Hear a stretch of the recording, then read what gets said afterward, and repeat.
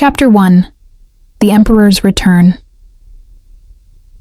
The imperial carriage rolled through cobblestone streets like a predator prowling through sleeping prey. Serafina pressed herself against the bakery wall, flour still dusting her worn sleeves, watching crimson banners unfurl across the city square. 20 years had passed since the empire fell into shadow, since whispers of a new emperor, one who never appeared in daylight, began rippling through the provinces. The air smelled of rain and iron. She shouldn't have been watching. Her foster mother's warnings echoed sharp. Keep your head down. The nobility don't see us. They consume us. But something in the procession's stillness made her fingers tremble against cold stone. The lead carriage halted before the palace steps, black lacquer gleaming like spilled ink under gas lamps. When the door opened, no footmen emerged. Only silence, thick as velvet. Then he stepped into moonlight. The man, if man he was, moved with liquid grace, his midnight coat tailored to perfection, silver embroidery catching lamplight like captured stars. His face was angular, beautiful in the way ancient cathedrals were beautiful, cold, eternal, carved by centuries. But his eyes, they swept across the crowd with predatory precision until they stopped. On her, Serafina's breath caught. Those eyes were crimson, not brown, not trick of light, but actual red, like garnets held to flame. Recognition flashed across his features, sharp and immediate, followed by something that looked dangerously like hunger. He shouldn't know her. She was nobody. Yet he smiled, and the world tilted. Prepare the eastern wing. His voice carried across the square, smooth as aged wine. I require someone retrieved. His gaze never left her face. A debt unpaid for 20 years. Guards moved instantly. Serafina tried to run, but iron grips caught her arms before she managed 3 steps. The crowd parted like frightened birds as she was dragged toward that impossible figure, her heart hammering against her ribs. Wait, there's been a mistake. No mistake. He descended the steps slowly, each footfall deliberate. Up close, she could see he cast no breath mist in the cold autumn air. You don't remember, Serafina? Her name on his lips sent ice down her spine. How do you... The orchard, he said softly. The stone wall where you sat every afternoon swinging your feet. You were 6 years old and utterly unafraid. His hand reached out, gloved fingers tilting her chin upward with terrible gentleness. You shared your bread with a monster. Memory crashed through her like broken glass. The pale boy collapsed against the wall, ribs showing through torn clothes, eyes fever-bright with starvation. She'd thought him a runaway apprentice. Day after day, she'd brought half her meager lunch, bread, apples, once a stolen honey cake, pressing food into trembling hands while her foster siblings mocked her for feeding strays. He'd vanished after 2 months. She'd assumed he died. You're him, she whispered. But you were just a boy. I was 417 years old. His thumb traced her jawline cold as marble. Starving to death because I refused to feed on innocence. You saved me, little girl with dirty hands and a giving heart. His eyes searched hers with intensity that stole her breath. And now I've returned to make you my empress. The declaration rang across the square. Gasps rippled through the crowd. That's insane. I am Emperor Theron Nyx, ruler of 7 provinces, commander of the Eternal Legion. His hand dropped away, but his gaze remained fixed.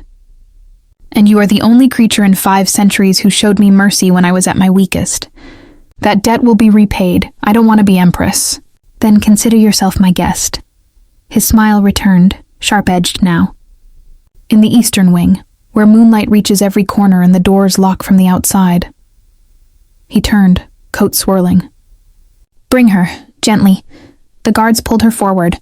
Serafina's worn shoes scraped against stone as the palace gates yawned open, revealing corridors lined with candles that burned without flickering. The scent of old roses and something darker, copper, perhaps blood, filled her lungs. What are you? She demanded as they climbed stairs carved from black marble. Theron glanced back, crimson eyes glowing in shadow. You know what I am, Serafina. You knew it even then, though you chose kindness over fear. His expression softened almost imperceptibly. I am what your stories call vampire, and you are mine, by right of debt and destiny both. The eastern wing doors closed with a sound like a coffin sealing shut. Chapter 2. The Gilded Cage. Serafina woke to silk sheets that whispered against her skin like secrets. Sunlight streamed through floor-to-ceiling windows, illuminating a chamber larger than her entire bakery apartment. Tapestries depicting moonlit forests covered walls. A four-poster bed dominated the room, carved with ravens and night-blooming flowers. Her flower-stained dress had been replaced with a nightgown of midnight blue silk. She bolted upright, heart racing. Someone had undressed her, changed her clothes while she slept. Your modesty was preserved. Theron's voice came from the shadowed corner. My handmaidens attended you. I remained outside. He sat in a high-backed chair, perfectly still, hands folded. Morning light stopped 3 feet from where he rested, as though darkness itself protected him. He'd removed his coat. Shirt sleeves rolled to his elbows revealed forearms corded with lean muscle and traced with faint scars, silver against his pale skin. How long have you been watching me sleep? 4 hours. No shame colored his admission. You snore slightly. It's charming. Heat flooded her cheeks. That's disturbing. I've waited 20 years to see you safe. He rose in one fluid motion, staying carefully within shadow. I can afford 4 hours of patience now. Serafina wrapped the sheets around herself despite the modest nightgown. Let me go home. Your home is 3 rooms above a bakery where your foster mother charges you rent you can barely afford. His eyes tracked her every movement. Your hands are scarred from ovens. You sleep 4 hours a night and eat 1 meal a day. That is not a home. That is survival. It's my survival. My choice. Was it your choice to go hungry so your foster siblings could eat? He took 1 step closer, still masked in shadow. I've had you watched, Serafina. The moment I reclaimed the imperial throne, I found you. I know every hardship you've endured. Anger flared hot in her chest. You had me watched? For how long? 3 months. No apology in his tone. Long enough to know you deserve better than that life. You don't get to decide that. I can give you anything. Another step, shadow clinging to him like a living cloak. Education, wealth, purpose. The Eastern Wing has a library with 10,000 volumes, laboratories for any study that interests you, music rooms, art galleries, gardens that bloom under moonlight. I don't care about any of that if it's a prison. Silence fell heavy between them. Theron's jaw tightened, the first crack in his marble composure. Then what would make you care? The honest confusion in his voice caught her off guard. Serafina studied him properly for the first time, the weariness etched around his eyes, the way his hands never quite relaxed, the loneliness radiating from him like cold from stone. Freedom, she said quietly, the ability to leave if I choose. That I cannot give. Pain flickered across his face. There are forces in this empire who would kill you to hurt me. The moment my enemies learn you matter, you become a target. His voice dropped to something raw. I will not watch you die because I failed to protect you. Then tell me the truth. All of it. He exhaled slowly, the sound more habit than necessity. Come away from the window. The sunlight. I cannot approach you while it remains. Serafina moved to the shadowed half of the room, keeping the bed between them. Talk. I am vampire, yes. 4 centuries old, turned during a plague that killed my mortal family. He spoke with clinical precision, as though reciting someone else's history. For 200 years I fed on criminals, the willing, those who deserved death. But power corrupts even the disciplined. I began hunting for pleasure rather than survival. His hands clenched. When I realized what I'd become, I swore an oath. No more feeding. I would starve to true death rather than become the monster my kind represents. That's why you were dying. In the orchard, he nodded. 3 months without blood. I was barely conscious when you found me. The bread you gave meant nothing to my body, but your compassion. His crimson eyes met hers. It reminded me why I'd chosen to die rather than kill. You gave me purpose again, so you fed? On raiders attacking a merchant caravan. A grim smile touched his lips. I gave myself rules. Only those who threaten innocence, only enough to survive. I rebuilt myself from that moment forward, reclaimed my family's fallen kingdom, and spent 20 years creating an empire where mortals and my kind could coexist. And you want me as Empress because I gave you bread? I want you as Empress because you saw a dying monster and chose mercy. He moved closer, still respecting the distance between them. You are everything this empire needs. Compassion without weakness, strength without cruelty. And his voice cracked slightly. I have been alone for 400 years. I would very much like to not be alone anymore. The vulnerability in his admission made her chest ache. Serafina touched her neck instinctively. Do you want my blood? Every moment. Brutal honesty. Your heartbeat sounds like thunder to me. Your scent is wine and summer rain. I dream of what you taste like. His pupils dilated.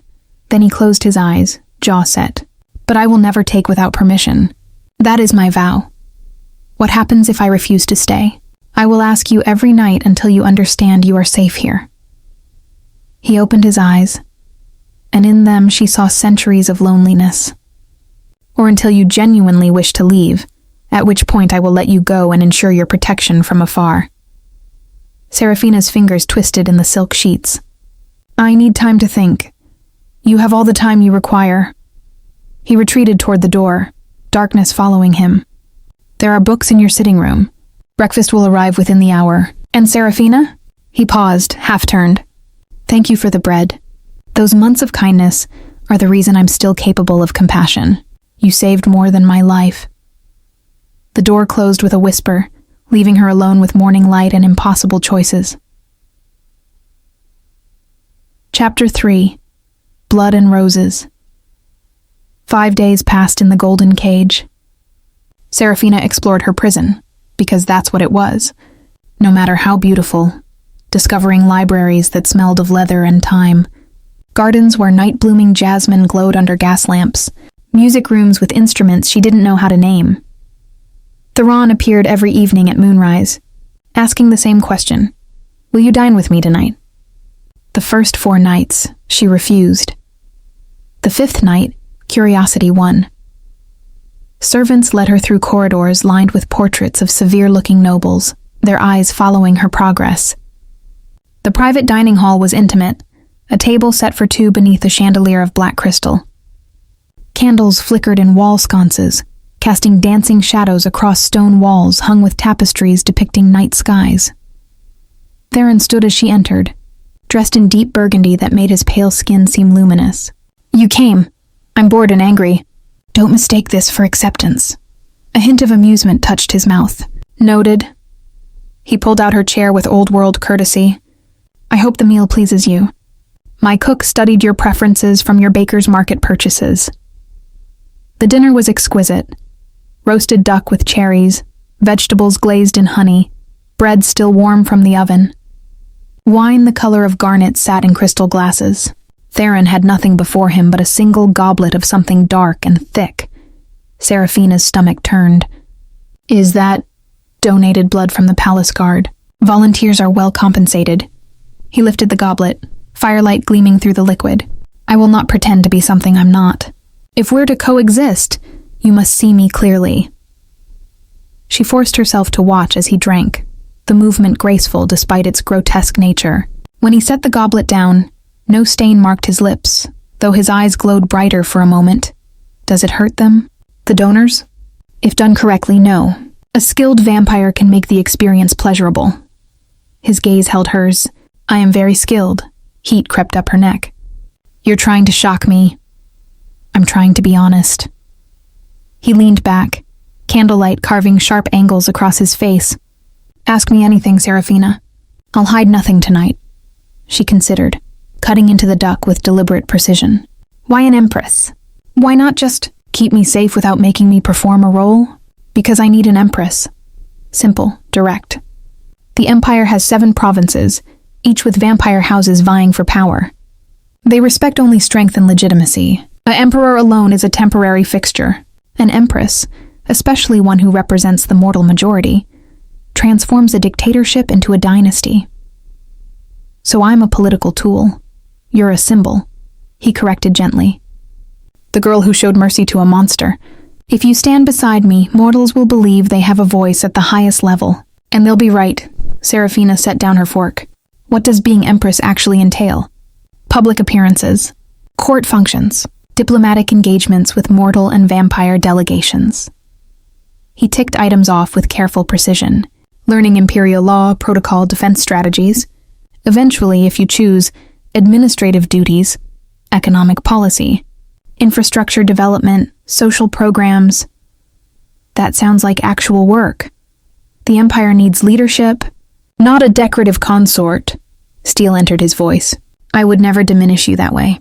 You would be Empress in truth, with real authority and responsibility. The sincerity in his tone made something shift inside her. This wasn't a madman's obsession. It was a calculated political strategy that somehow also felt deeply personal. What if I'm terrible at it? Then you'll learn. His hand moved across the table, stopping just short of hers. I've had 4 centuries to accumulate knowledge.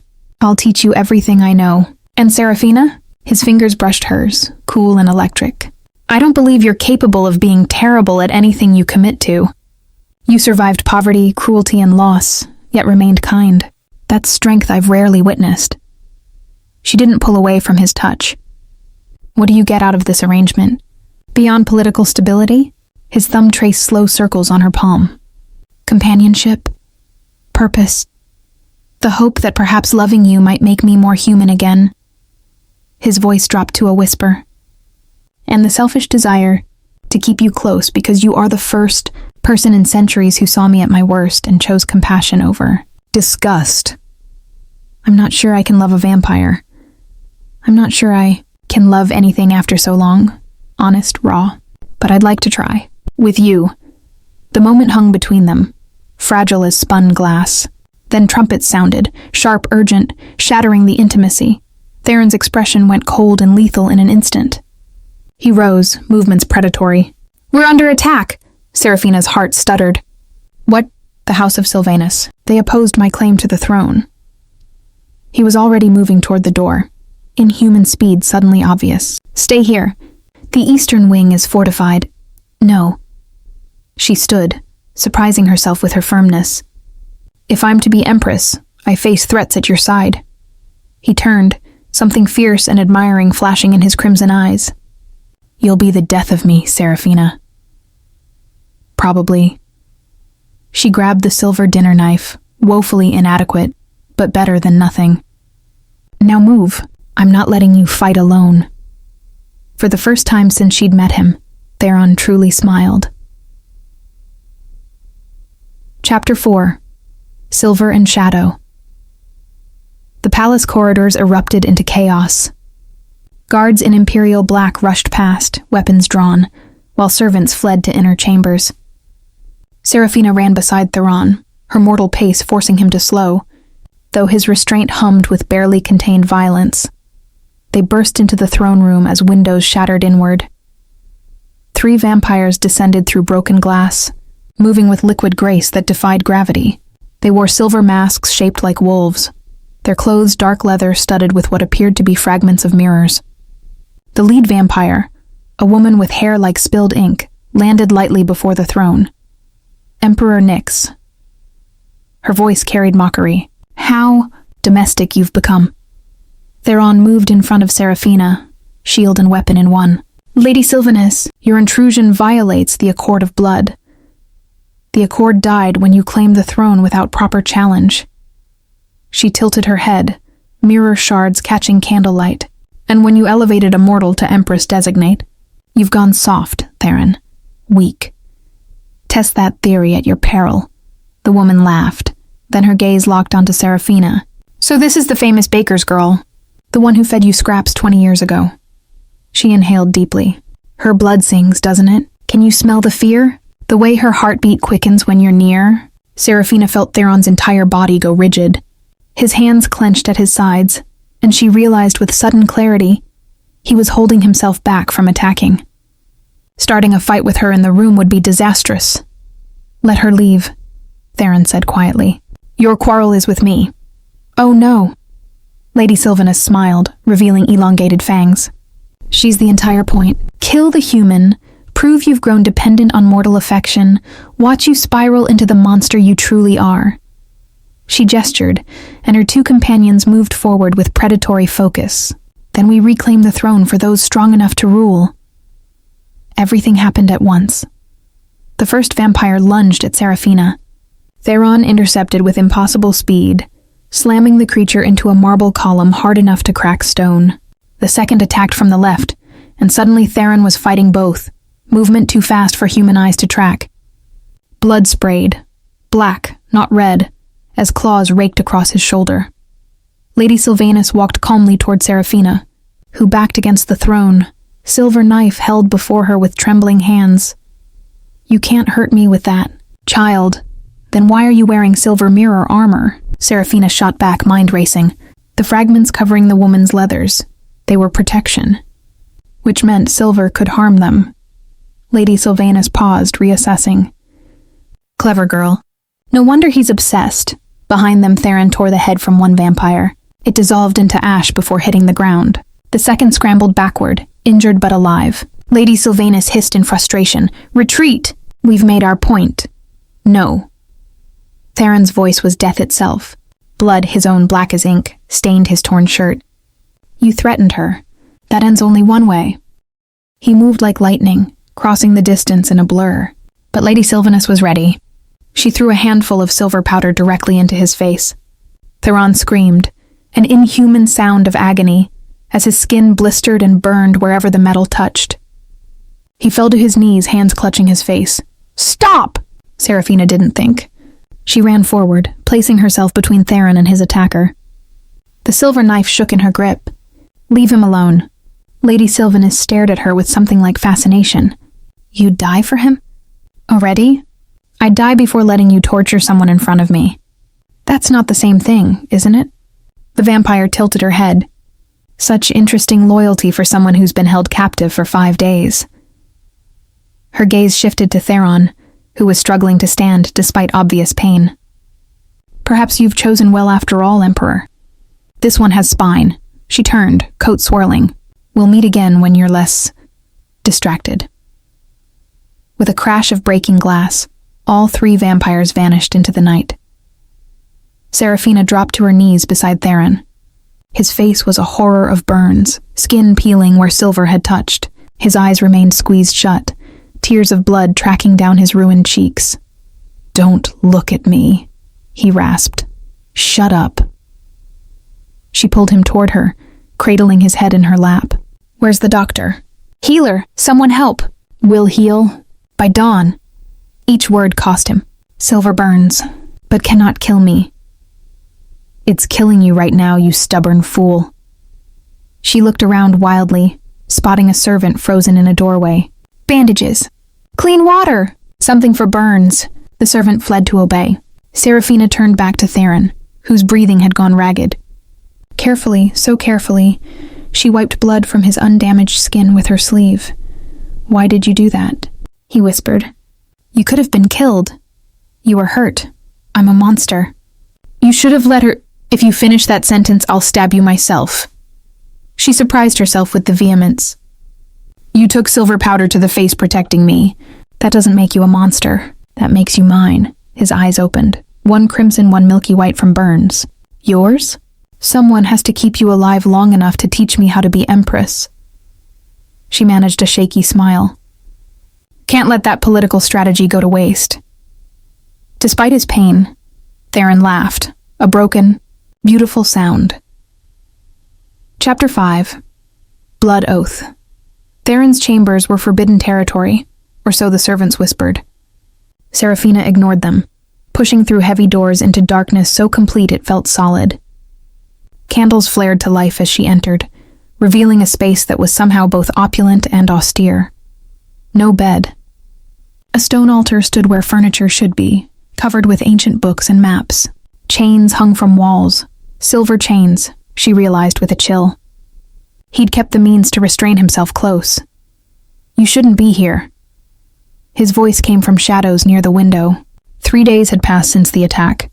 His face had healed, but something in him remained broken. "You haven't left this room in 72 hours. I'm a danger to you." Lady Sylvanus proved that. Serafina moved deeper into the room, following his voice. She proved your enemies are ruthless. That's different. I lost control, Serafina. When she threatened you, I nearly went feral. He stepped into candlelight, and she saw the truth of his words. His eyes held a haunted quality, his shoulders rigid with tension.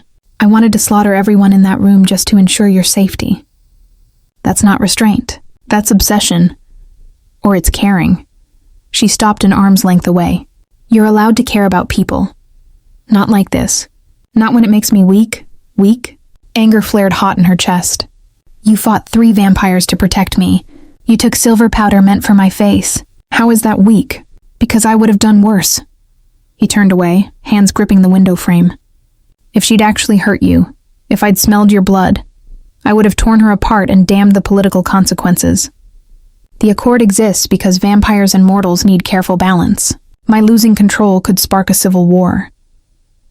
Serafina watched the rigid line of his shoulders, the way moonlight painted him in shades of marble and midnight. What are you so afraid of? Becoming what I was, whisper quiet. 200 years of cruelty. I've spent 200 more trying to atone. But that darkness is still in me. Loving you, he cut off sharply. Loving me? Caring for you, he corrected, but the damage was done. It makes that darkness louder. Every instinct screams to lock you away where nothing can touch you. To feed from you until we're bound so completely you could never leave. To remake you into something that can't die so I never have to lose you. His voice cracked. These are monster thoughts, Serafina. This is why I should send you away. She closed the distance between them, placing her hand on his back. He flinched at the contact but didn't pull away. I had a foster sister, she said quietly. Elena. She was beautiful, kind, everything I wasn't. A merchant's son fell in love with her. He brought flowers every day, wrote poems, would have done anything she asked. She felt Theron's muscles tense beneath her palm. He also followed her everywhere, questioned who she spoke to. Eventually, he tried to prevent her from leaving the house without him. What happened? She broke his nose and married a sailor. Serafina smiled at the memory. Love isn't the same as possession, Theron. The thoughts you're describing, the ones about locking me away, those are the ones you're not acting on. That's what matters. He turned slowly, eyes searching hers with desperate intensity. How can you see me this clearly and not be terrified? Because I've spent 5 years kneading bread dough at 3 a.m, being screamed at by customers, surviving on scraps, and pretending I was fine. She reached up, cupping his face with both hands. I know what real monsters look like. They're the baker who underpaid me for years, the foster mother who kept me out of obligation and made sure I knew it, the men who followed me home from market assuming I was easy prey because I was poor. Her thumbs traced his cheekbones. You're not a monster, Theron. You're just very, very lonely. Something in him shattered. He leaned into her touch, eyes closing, and she felt the tremor run through his entire body. When he opened his eyes again, they glistened with unshed tears. What do you need from me? His voice was raw. Tell me how to do this right. Honesty, respect, patience. She smiled. And maybe some of those books you promised. If I'm going to be Empress, I should probably learn about things like economic policy and not just how to judge bread by its crust. That surprised a laugh from him, brief but genuine. You're remarkable. I'm practical. She dropped her hands but didn't step back. Now, can we discuss the blood oath everyone keeps whispering about? His expression went carefully neutral. Who told you about that? 3 handmaidens, 2 guards, and a very chatty cook. She crossed her arms. Apparently, it's how vampire-mortal pairs create permanent bonds. And apparently some of your court think you'll demand it of me. I would never... I know. She cut him off gently, but explain it anyway. I want to understand. Theron was quiet for a long moment, moonlight painting silver highlights in his dark hair. A blood oath requires consent from both parties. The vampire feeds from the mortal, not to death, never that, and shares their own blood in return. It creates a connection. Emotions can be felt across distances. Lifespans become linked. The mortal ages more slowly, gaining strength and resilience. Sounds like immortality with extra steps. It's not true immortality. The mortal can still die from injury or illness, just less easily. And if the vampire dies, the bond breaks. The mortal returns to natural aging. He met her gaze steadily. It's intimate, permanent, not something to be entered into lightly. Have you ever offered it before? No, simple, absolute. In 400 years, I've never wanted to bind my existence to another that completely. But you'd want to with me. Not a question. Eventually. He moved closer, cautious as though approaching a wild creature. If you chose to stay, if you came to trust me, if you wanted that permanence. His hand lifted, fingertips ghosting along her jawline. But I would wait decades if necessary. You are the first person I've met in centuries who makes me want to be better, Serafina. I won't ruin that by rushing. She leaned into his touch, watching his pupils dilate at the simple contact. What if I asked you to do it now? His hand stilled. You don't mean that. I don't. Not yet. She covered his hand with hers. But I might, someday, when I understand what it means to be Empress. When I've seen who you really are, not just who you want me to see. She turned her head, pressing a kiss to his palm. When I'm certain this isn't just gratitude or Stockholm Syndrome or some other psychological mess. His fingers trembled against her skin.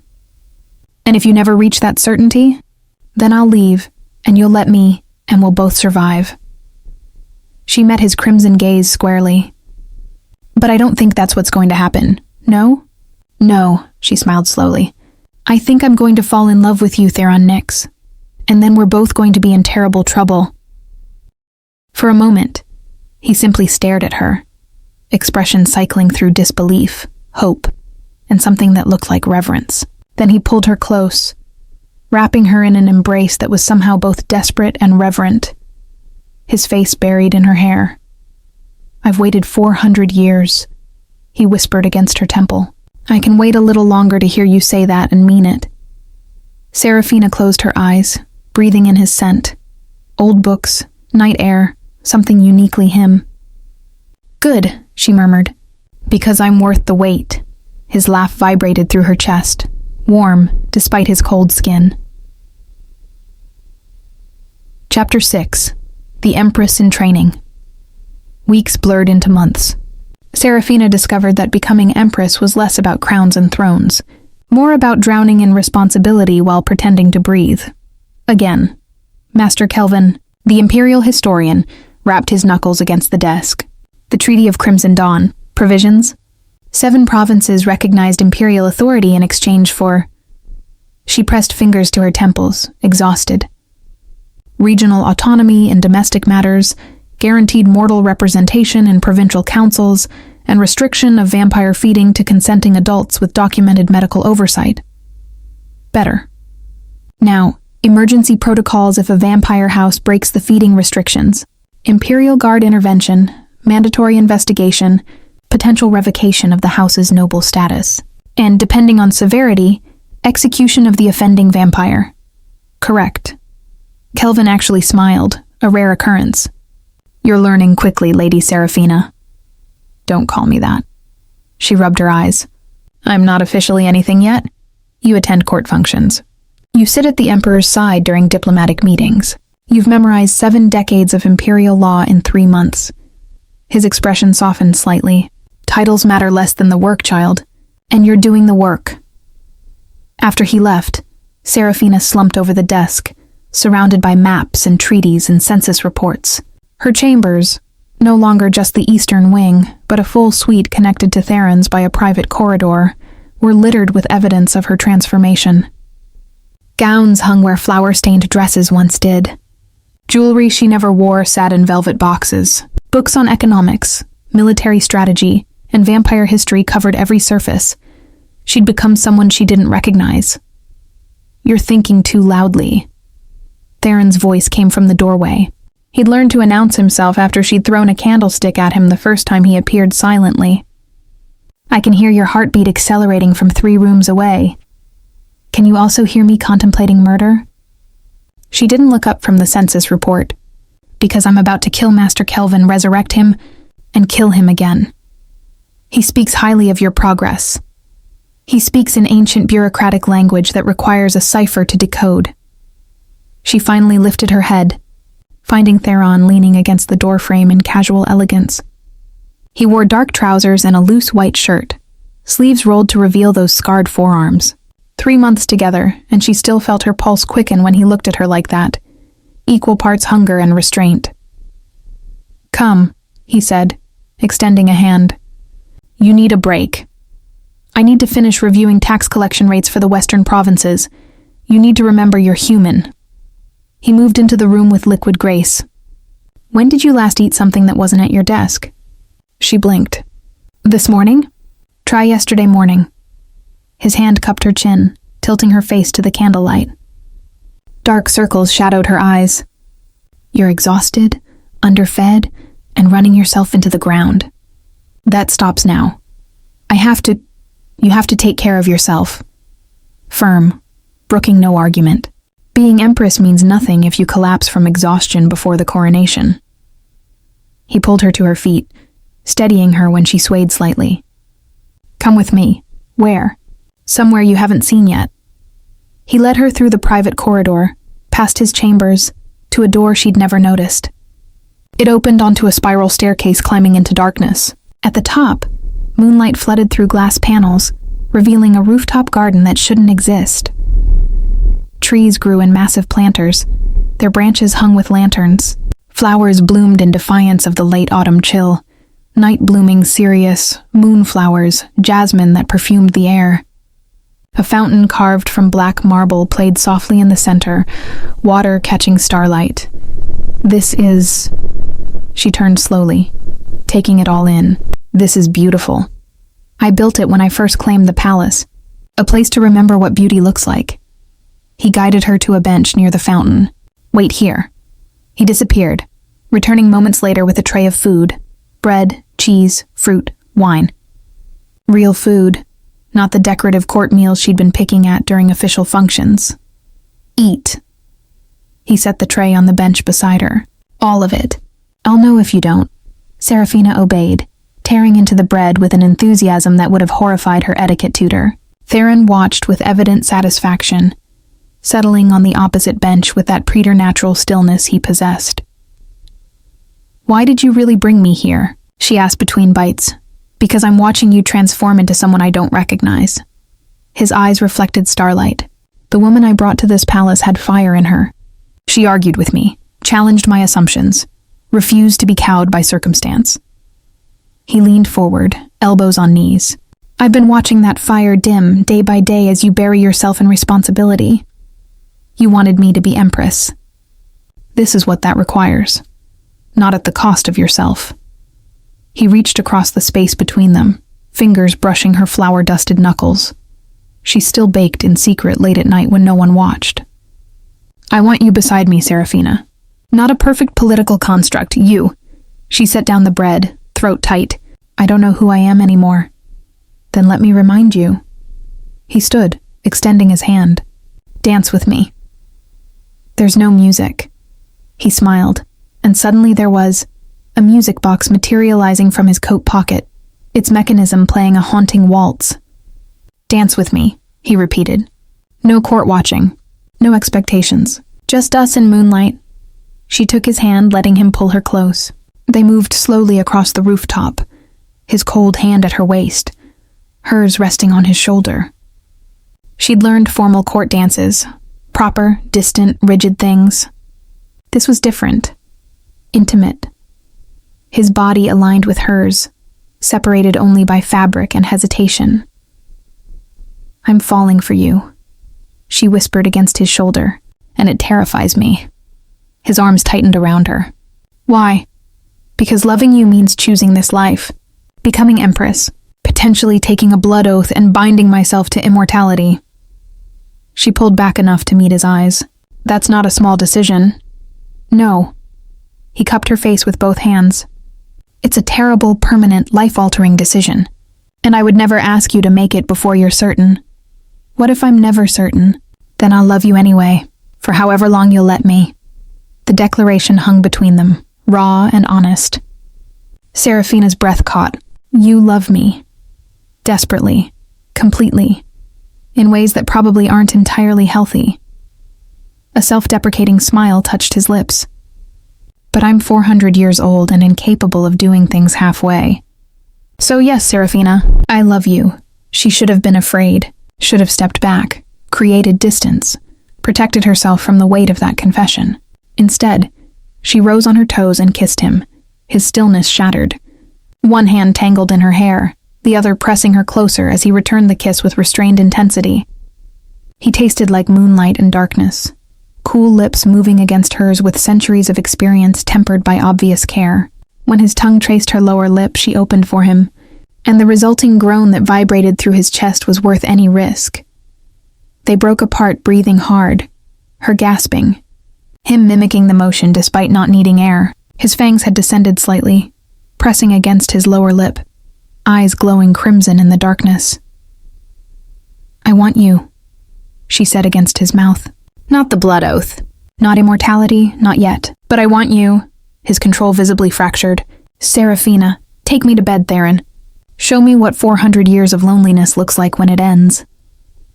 He lifted her in one motion, vampire strength making her weight meaningless, and carried her from the rooftop garden toward his chambers, toward a choice that would change everything.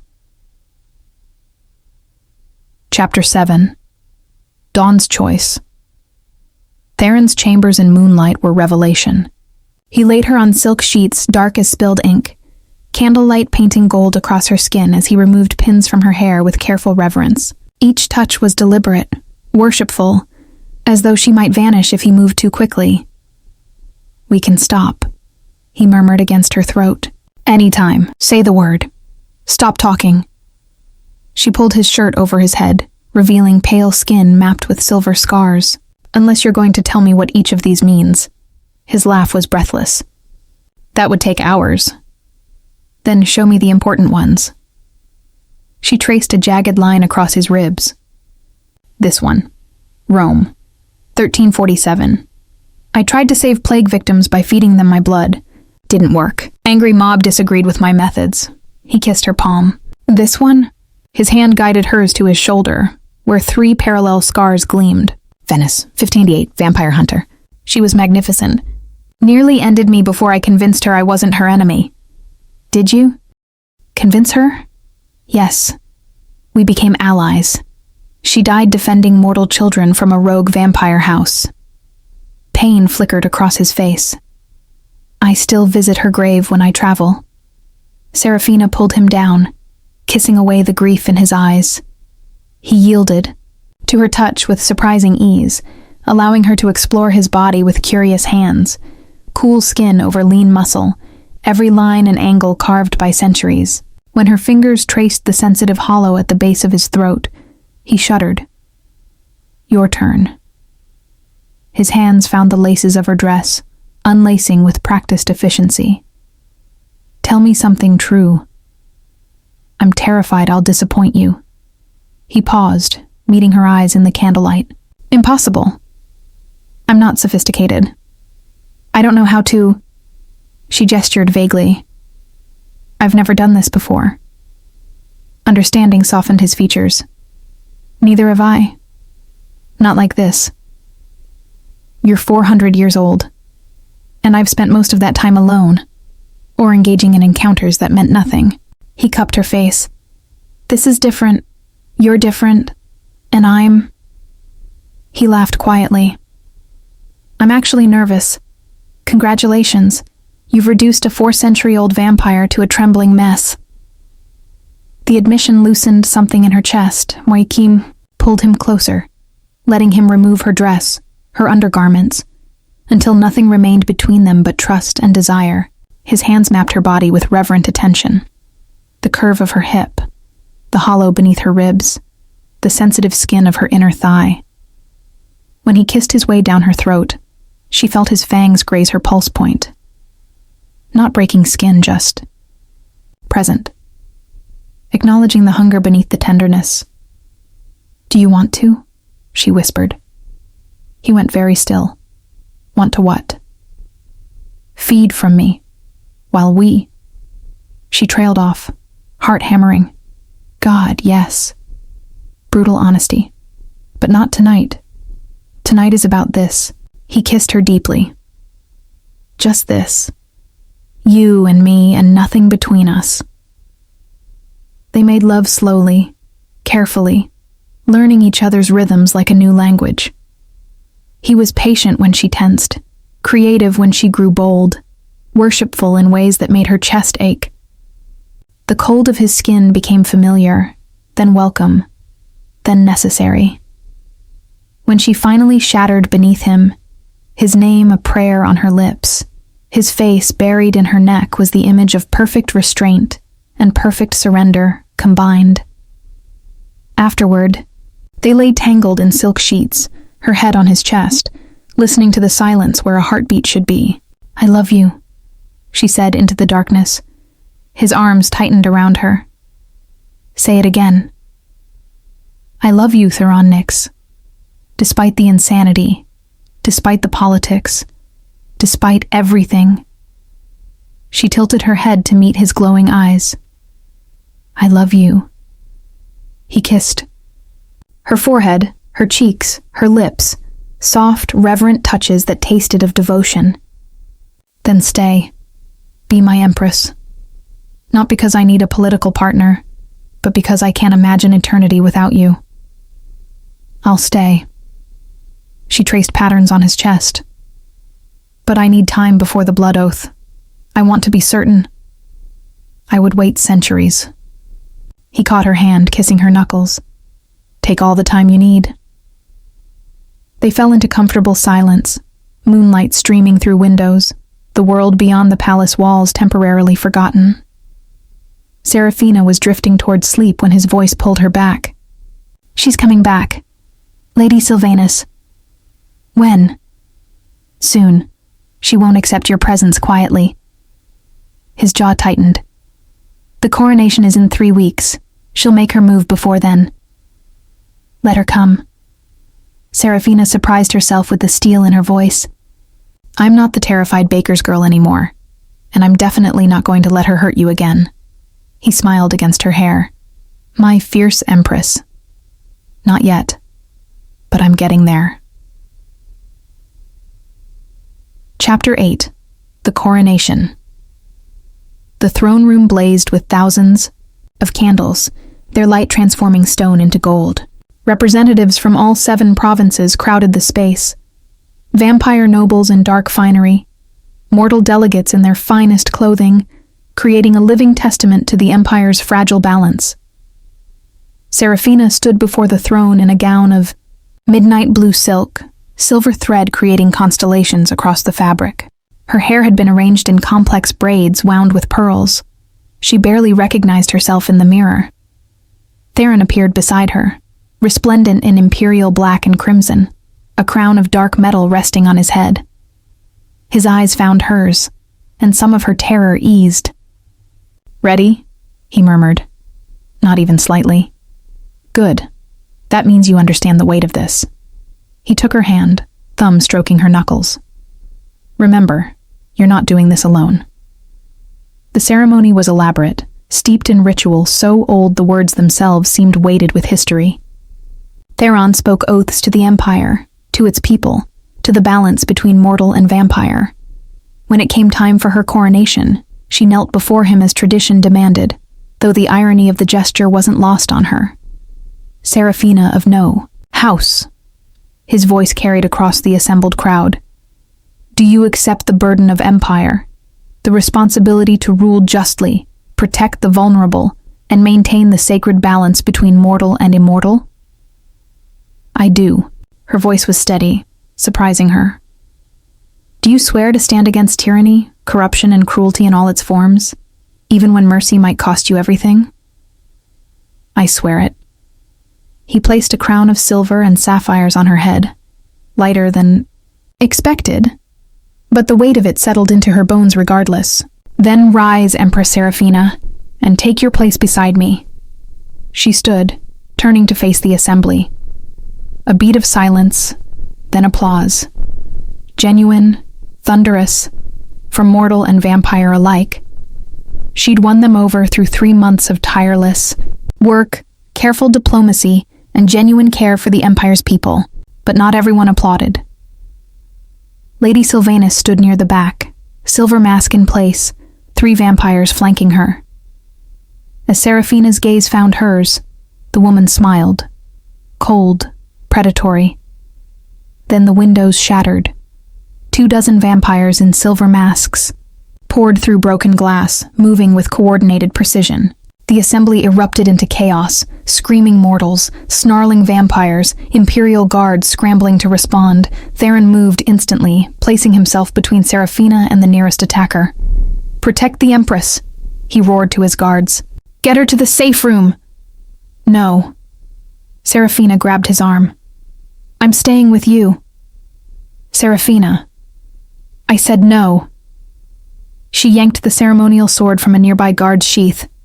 It was heavier than expected, but she held it steady. "We stand together or fall together. That's what Empress means." Pride and terror warred across his face. Then he nodded sharply. Together. The battle was brutal and swift. Theron moved like death itself, cutting through attackers with lethal efficiency. Serafina surprised herself. By holding her own, years of physical labor had built strength, and desperation did the rest. When one vampire lunged at her exposed back, she spun, driving silver steel through its chest. It dissolved into ash before her eyes. "Behind you!" Theron's warning came too late. Lady Sylvanus appeared from nowhere, silver dagger aimed at Serafina's heart. Time slowed. The blade descended. Serafina brought the sword up but knew she wouldn't make it. Theron intercepted, taking the dagger in his shoulder. He screamed as silver burned deep, but his hand closed around Lady Sylvanus's throat, lifting her off the ground with inhuman strength. "You threatened her twice," he said quietly, voice devoid of all emotion. "There will not be a third time. Kill me, and my house will declare open war." She choked out. "Then war it is." He crushed her throat with one motion, dropping her body as it began to dissolve. The other vampires stopped mid-attack, shock rippling through their ranks. An emperor killing a noble house leader was unprecedented, a declaration that the old rules no longer applied. "Anyone else?" Theron's voice echoed through the throne room, amplified by fury and power. Blood, his own, black as night, dripped from the silver wound in his shoulder. "Anyone else want to test whether I'll protect my Empress? Step forward now." Silence. Then, one by one, the attacking vampires knelt.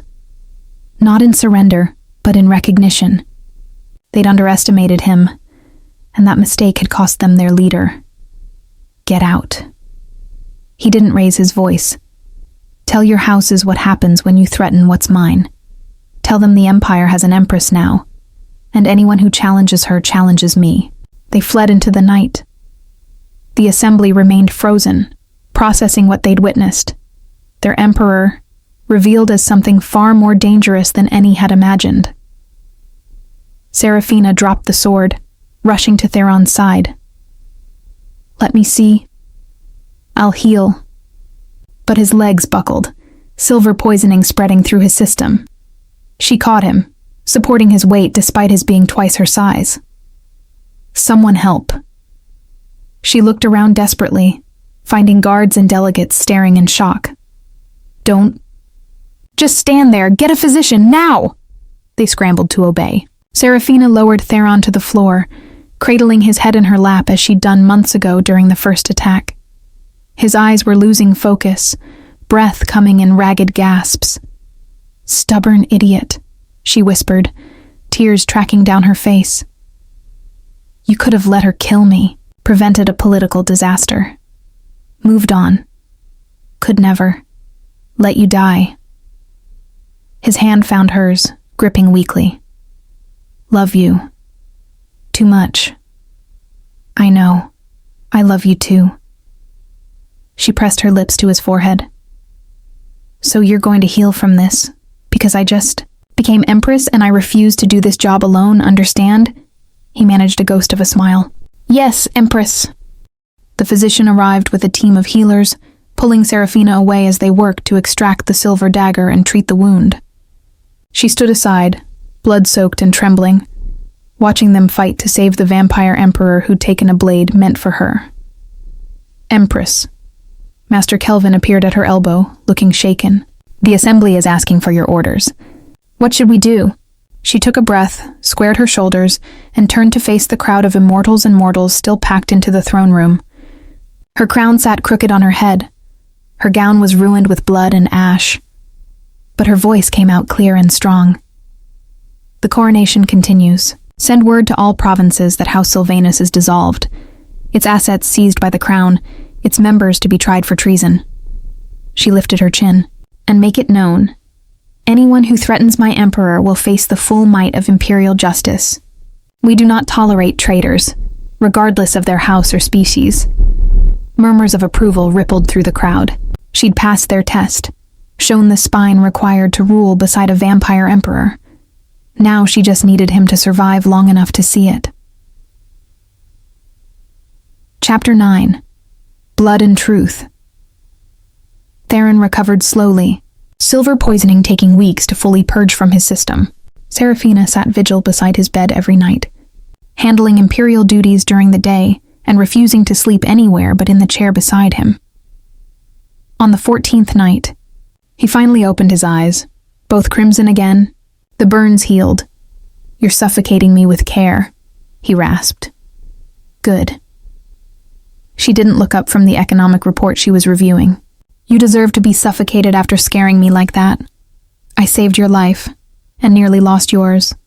We're calling it even." She set down the report, moving to sit on the edge of his bed. "How do you feel?" "Like I was stabbed with silver." He managed to sit up, wincing.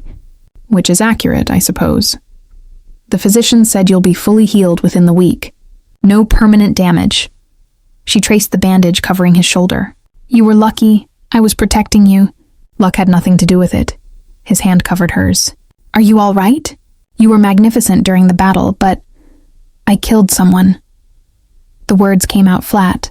"A vampire, yes, but I watched them turn to ash from my sword and felt nothing but relief." "That's normal, Seraphina." "Is it? Because I'm not sure what normal is anymore." She looked at him, exhaustion and fear evident. "I'm empress of a realm where assassination attempts are foreplay and political rivals get their throats crushed. I made declarations about justice and punishment while covered in your blood. And the worst part?"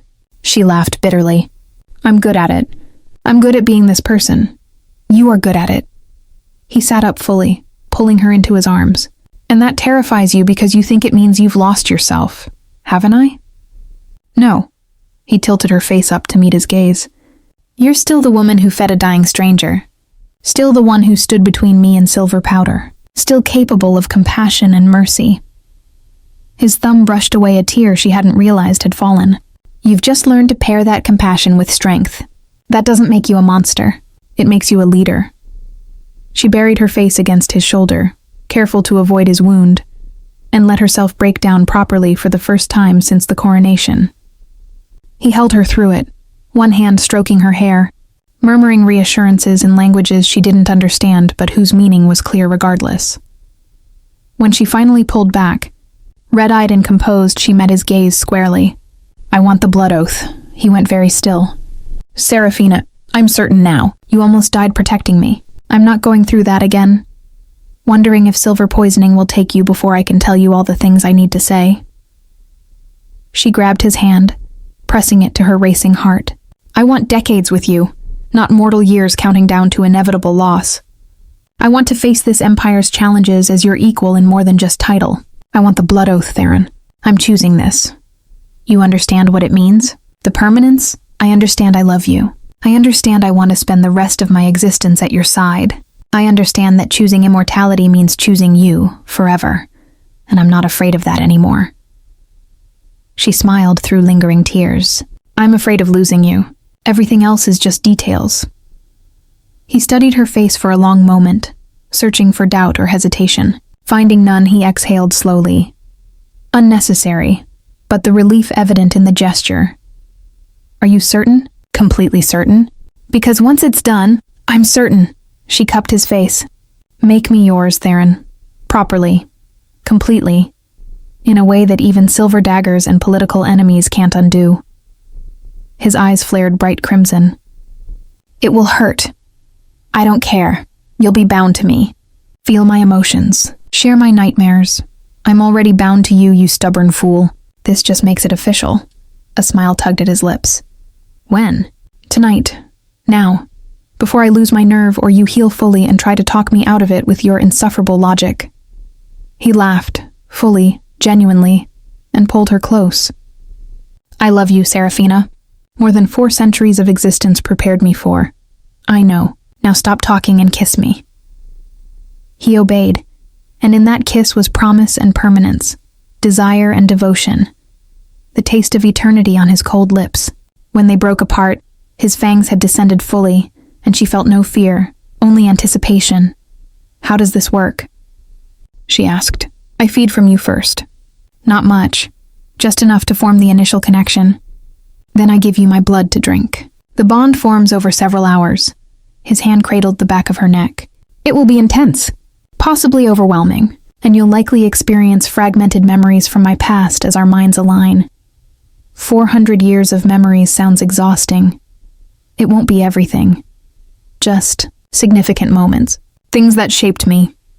He pressed his forehead to hers. Are you ready? Yes.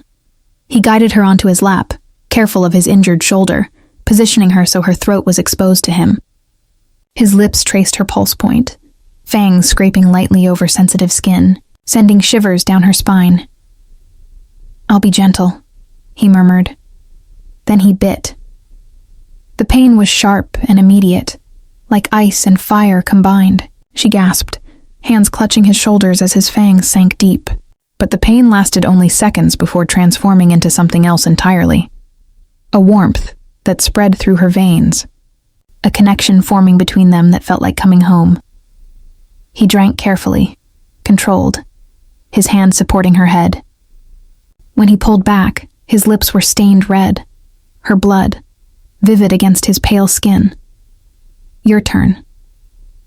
He brought his own wrist to his mouth, biting deep until black blood welled up. Drink, Seraphina. Take what I offer. She hesitated only a moment before pressing her lips to his wrist. The taste was unlike anything she'd expected. Cold, sweet like wine, with an underlying power that sang in her bones. She drank as he'd instructed, feeling the bond snap into place like a lock turning, sealing them together across time and death. Memories flooded in, disjointed images and sensations. A mortal boy laughing in sunlight, faces she didn't recognize surrounding him with love, that same boy dying screaming, plague blackening his skin waking as a monster, seeing his family's corpses drained at his own hands, centuries of hunting, of blood and violence and self-loathing the orchard wall, seeing a small girl with dirty hands offering bread hope, fragile as glass, blooming after 200 years of darkness. She pulled back, gasping, and found his eyes glowing like captured stars. I feel you, she whispered. Everything you are. And I feel you. Wonder colored his voice. Your strength, your fear, your love. He kissed her deeply, blood mixing between them. We're bound now, Seraphina, until true death claims us both. Good. She smiled against his lips. I wasn't planning on dying anytime soon anyway. They stayed entwined as the bond settled. 2 beings becoming one partnership forged in blood and choice. Eternal, unbreakable, and entirely theirs. Chapter 10. Shadows and Sunlight. The blood oath changed everything and nothing. Seraphina could feel Theron now, a constant presence at the edge of her consciousness, his emotions bleeding into hers and vice versa. When he was stressed during council meetings, she felt the tension coil in her chest. When she dealt with difficult nobles, he experienced her frustration as clearly as his own. But the most unexpected change was physical. Her strength increased, her senses sharpened, and she healed faster from minor injuries. She was still mortal, still needed sleep and food and air, but mortality now came with advantages. You're staring at me again, she said without looking. Up from the trade agreement she was reviewing, Theron, seated across from her in the private study they now shared, smiled. I'm admiring my brilliant Empress handling complex negotiations while looking criminally attractive in candlelight. Flattery won't make me approve your ridiculous military expansion. Budget, worth attempting. He rose, moving to stand behind her chair, hands settling on her shoulders. "How are you feeling? Any lingering effects from the oath? Besides the occasional memory flashback to Renaissance Venice or medieval China?" She leaned back into his touch. "No, I feel good, strong, like I can actually handle this impossible job." "You were always capable of handling it. The oath just gave you tools to make it easier." He pressed a kiss to her temple, "and gave me the assurance that you're safer now. Harder to kill. That's romantic. I bound our souls so you're harder to murder. I'm 400 years old. Romance is relative." She laughed, spinning the chair to face him. 6 months since the coronation. 3 months since the blood oath. And they'd settled into a rhythm that somehow worked. He ruled with ancient wisdom and measured restraint. She brought mortal perspective and fierce advocacy for the Empire's human population. Together, they balanced each other perfectly. "There's a problem," she said, smile fading. "The Eastern Province. The vampire house controlling that region is restricting mortal access to administrative positions, violating the accord." His expression darkened. "House Corvinus, I was afraid of this. They think we're weak. That killing Lady Sylvanus was a desperate move, not a statement of power." She stood, pacing. "We need to demonstrate that the accord isn't negotiable, that mortal rights are protected by imperial authority. What do you suggest?" She met his gaze squarely. "I go there. Personally. Hold open court sessions, hear mortal grievances, and make it clear the Empress takes these violations seriously." "Absolutely not. Theron, you're suggesting walking into territory controlled by vampires who don't respect imperial authority, making yourself a target and expecting everything to work out fine." He crossed his arms. "That's not strategic. That's suicidal. That's leadership." She moved closer, placing her hands on his chest. "The mortals need to see I'll fight for them. That Empress isn't just a pretty title, and House Corvinus needs to see that threatening me means threatening you, something they're not prepared to do after what happened to Sylvanus." She felt his conflict through the bond, fear warring with pride, protective instinct clashing with respect for her autonomy. Finally, he sighed. "If you go, I go with you. That defeats the purpose. The Emperor arriving suggests we need overwhelming force. The Empress arriving alone suggests confidence in imperial law. The Empress arriving alone suggests her Emperor has lost his mind allowing it." But she felt his resistance weakening. "You'd take guards. Multiple guards. A reasonable security detail. Nothing excessive. And you'd stay in constant contact through the bond. Any sign of danger I'll know instantly. That's actually reasonable." She smiled. "Are you learning compromise, Emperor Nyx? You're a terrible influence on my autocratic tendencies." He pulled her close, resting his chin on top of her head. "Promise me you'll be careful. I promise." She tilted her face up to kiss him. "I'm bonded to you now, remember? Getting myself killed would hurt you. I'm not that cruel." Small comfort.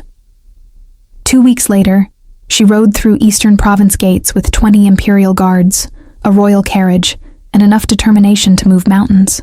House Corvinus received her with cold courtesy, their lord, a vampire named Marcus who'd ruled the region for 2 centuries, greeting her with barely concealed disdain. Empress Seraphina. How unexpected. His smile didn't reach his eyes. "To what do we owe this honor?" "I'm here to hold court sessions. Address mortal concerns. Ensure the accord is being properly maintained." She met his gaze without flinching. "Standard imperial business. Of course. Though I assure you, all is well in the Eastern Province."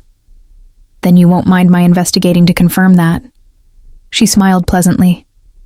"I'll require access to administrative records, audience with mortal representatives, and accommodations for my party for the next week." His jaw tightened. Through the bond, she felt Theron's dark amusement. He was watching this confrontation through her eyes, feeling her satisfaction at Marcus's discomfort. The week was exhausting and illuminating. She held court sessions where mortals brought grievances, discrimination in land distribution, vampires feeding without proper consent documentation, mortal children being barred from advanced education. Each complaint built a damning picture of House Corvinus's violations. On the 6th day, Marcus made his move.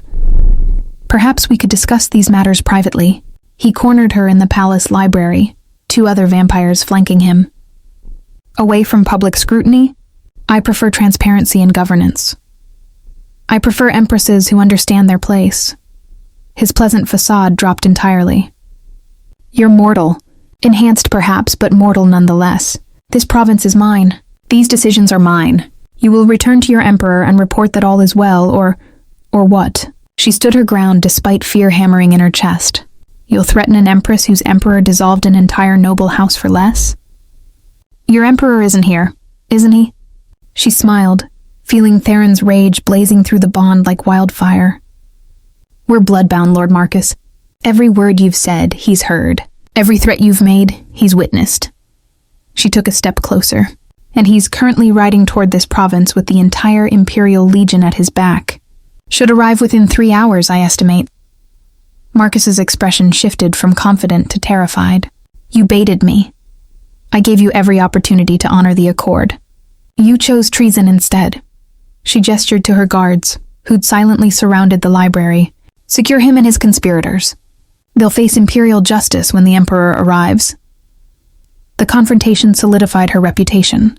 By the time Theron arrived, slightly ahead of her 3-hour estimate, she'd already secured confessions, documented violations, and established a provisional mortal council to oversee regional governance until a new house could be appointed. He found her in the commandeered throne room, reviewing legal documents by candlelight, looking every bit the empress she'd become.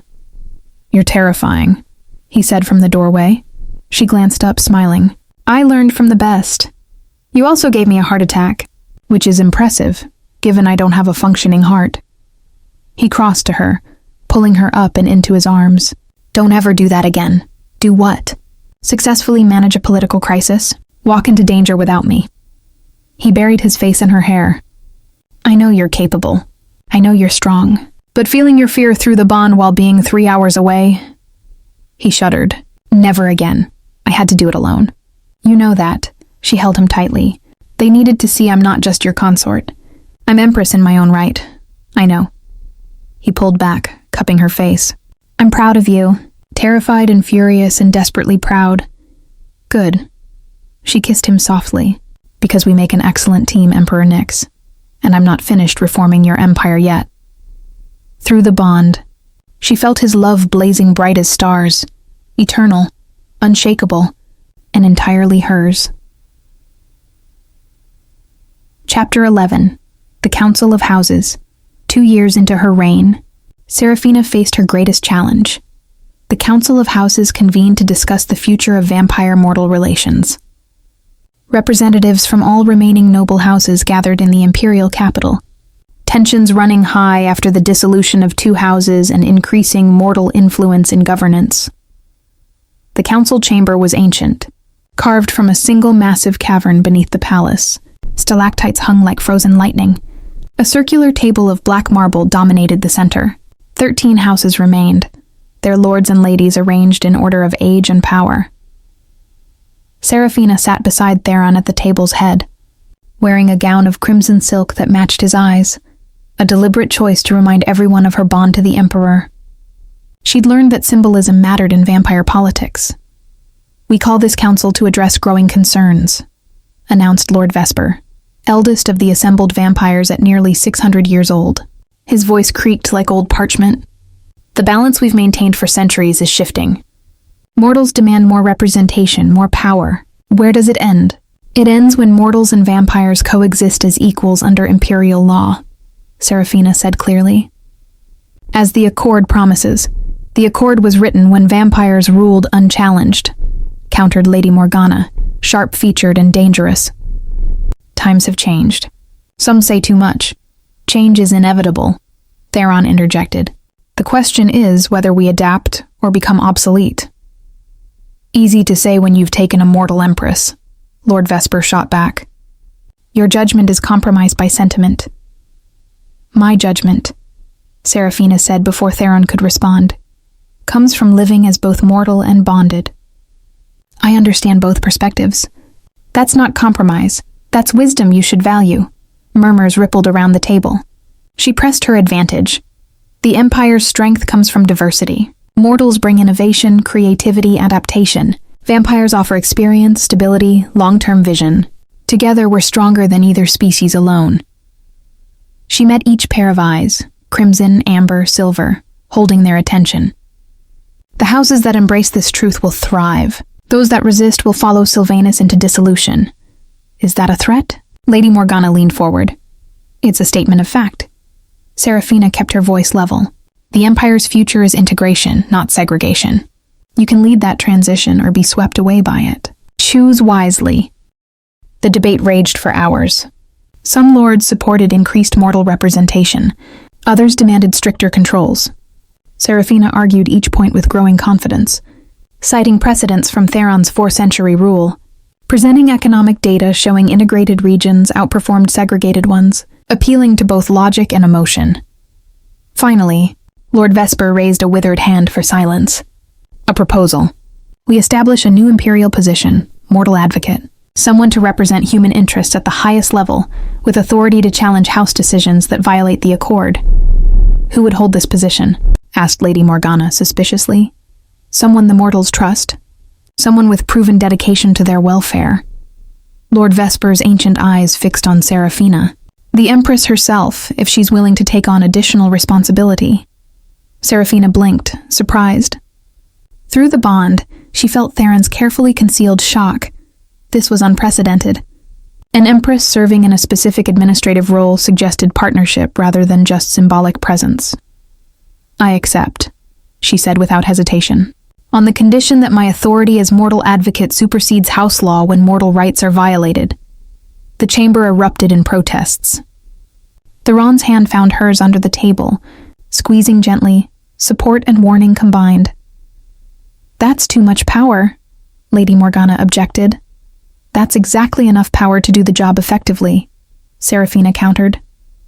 Half measures won't protect mortal lives. Either give me authority to act, or admit you're not serious about honoring the accord. Lord Vesper studied her with something approaching respect. You've grown formidable, young Empress. I've had good teachers. She gestured to Theron, then to the assembled houses. And strong motivation to ensure this empire survives. So, do we have an agreement? The vote was close. 7 in favor, 6 against. But it passed. Serafina became the Empire's first mortal advocate, with unprecedented authority to investigate houses, override discriminatory policies, and bring charges directly to the Emperor for judgment. After the council adjourned, Theron pulled her into a private alcove, his expression cycling between pride and concern. You just made yourself a target for 6 noble houses. I made myself essential to 7 others. She smiled tiredly, and gave mortals genuine representation. That's worth the risk. You're going to be insufferable now that you have even more power. I was already insufferable. This just makes it official. She leaned up to kiss him. Besides, you love me insufferable. I love you, period. He cupped her face, thumb stroking her cheekbones. But yes, your stubborn insistence on reforming an entire empire is deeply attractive. Good. Because I'm not done yet. Through the bond, she felt his exasperated affection, his fierce pride, his unshakable devotion. 2 years of partnership had taught them how to complement each other perfectly. His experience with her innovation, his restraint with her boldness, his ancient wisdom with her mortal urgency. They returned to their private chambers hand in hand, ready to face whatever challenges tomorrow brought. Together, as they'd sworn, always together. Chapter 12. Eternal Dawn. 5 years after her coronation, Serafina stood on the palace rooftop garden, the same place Theron had first told her he loved her, watching sunrise paint the eastern sky in gold and rose. She wore a simple day dress, hair loose around her shoulders, no longer the terrified baker's girl, but not quite the hardened empress either. Something in between, something new.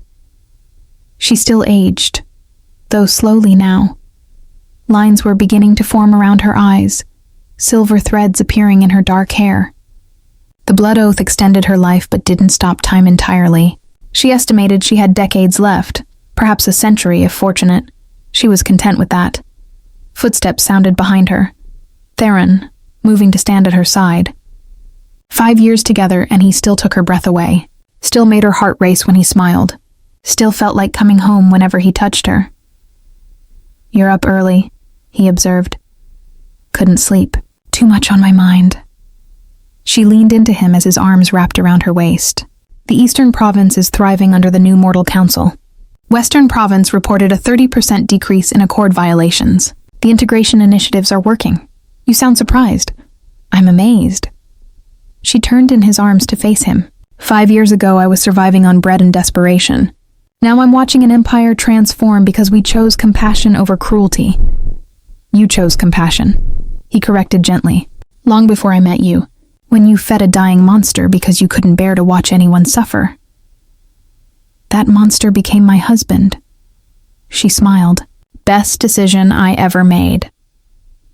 They'd married a year after the coronation, a dual ceremony incorporating both vampire and mortal traditions, witnessed by representatives from all 13 houses and thousands of mortal citizens. The wedding had lasted 3 days, featured music from 7 cultures, and ended with them escaping to this rooftop garden for blessed silence and privacy. "I have something for you," Theron said, pulling a small box from his coat pocket. "Anniversary gift. Our anniversary isn't for 2 months. Call it an early celebration." He opened the box, revealing a pendant, a small glass vial filled with dark liquid, suspended on a silver chain. "My blood, preserved through alchemical process. If you're ever injured, drinking this will accelerate your healing. And," he hesitated, "if I'm ever killed, drinking this will sustain the bond long enough for you to decide whether to seek true death or continue without me." Serafina's throat tightened. That's macabre and thoughtful simultaneously. "I've had 400 years to develop that particular skill." He fastened the pendant around her neck, the vial settling just above her heart. "I want you to have choices, Serafina, always, even in worst-case scenarios. I choose you." She caught his hands.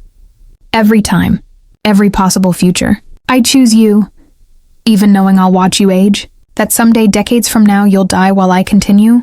Even then." She stood on her toes to kiss him softly, because those decades together are worth the eventual grief. Love isn't diminished by mortality. It's made precious by it. He pulled her close, and they stood wrapped in each other as the sun rose higher, burning away shadows. Eventually, they would return to court duties, diplomatic challenges, the endless work of maintaining an empire. But for now, in this moment, they were simply Theron and Serafina, 2 beings who'd found each other across impossible circumstances and chosen love despite every logical reason not to. "What are you thinking?" he murmured against her hair. "That I'm grateful." She pressed her face against his chest. "For the bread I shared. For your stubbornness in returning. For every moment that led to this. I'm grateful for all of it." Through the bond, she felt his overwhelming love, his bone-deep contentment, his quiet joy at her presence. And she sent her own feelings back, love and gratitude and fierce determination to make every remaining year count. They'd built something remarkable together.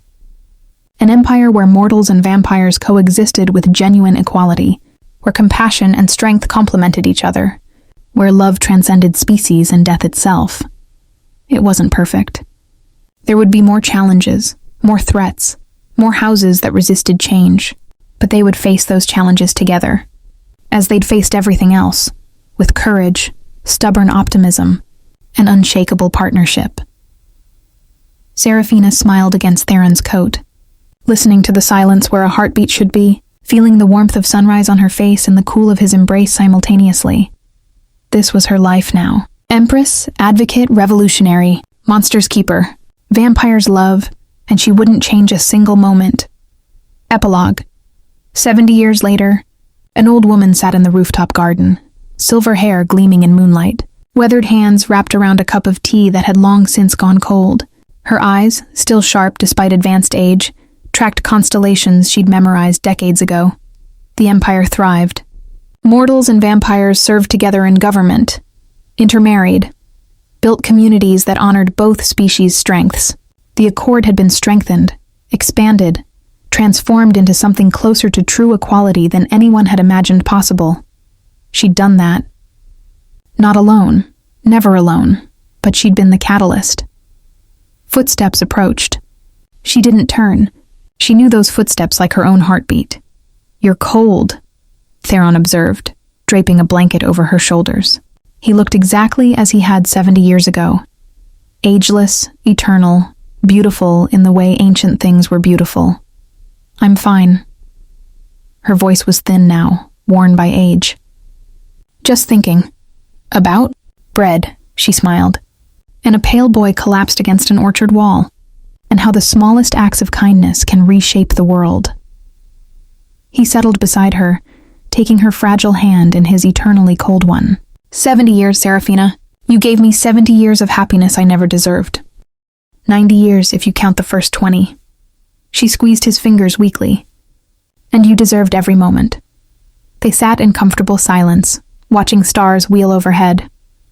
Her breathing had grown labored recently. They both knew what that meant. The blood oath had extended her life far beyond normal mortal span, but even enhanced longevity had limits. "The pendant," she said softly, "in my desk drawer. I want you to destroy it after I'm gone. Serafina, no arguments. I lived a full life, an extraordinary life, but I'm ready to rest." She turned her head to meet his crimson gaze. "And you need to continue without me. Build on what we started. Find new purpose. There is no purpose without you." "Liar," she smiled. "There are 1,000 purposes waiting. New empresses to guide, new reforms to implement, new love to discover when you're ready. I could never, not today, maybe not for decades." She touched his face with trembling fingers. "But someday, because I taught you that love doesn't end, it transforms, takes new shapes, and I refuse to be the reason you spend eternity alone." Tears of blood tracked down his cheeks. "How am I supposed to exist without you? The same way you existed before me, one night at a time." She leaned her head on his shoulder. "But remembering that you're capable of love, that someone saw you at your worst and chose you anyway, that's the gift I'm leaving you, Theron. Not grief, possibility." He held her as moonlight turned to dawn, as her breathing slowed, as the bond between them began to fray like worn thread. When she took her last breath, wrapped in his arms in the garden where they'd first chosen each other, he felt the connection snap, sudden absence where constant presence had been, but also, surprisingly, he felt peace. She'd given him 70 years of partnership, laughter, purpose. She'd transformed him from isolated emperor to genuine leader. She'd shown him that love was worth the inevitable grief, and she'd made him promise to continue.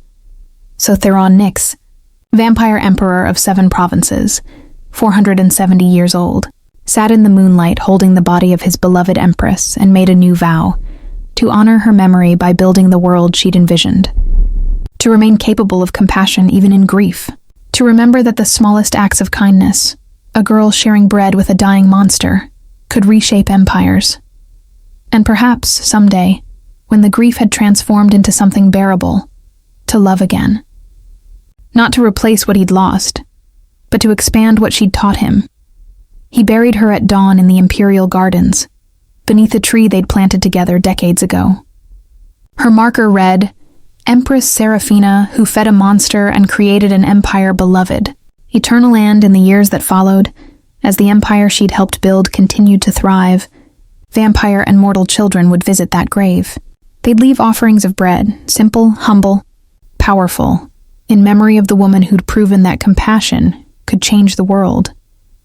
And sometimes, late at night, the vampire emperor would sit beside her grave and whisper updates about governance, reforms, and the continuing evolution of their shared dream, not because he believed she could hear, but because it helped him remember. Love transcended death, not by clinging to the past, but by building the future they'd imagined together. One small act of kindness, 70 years of partnership, an eternal legacy. It was enough.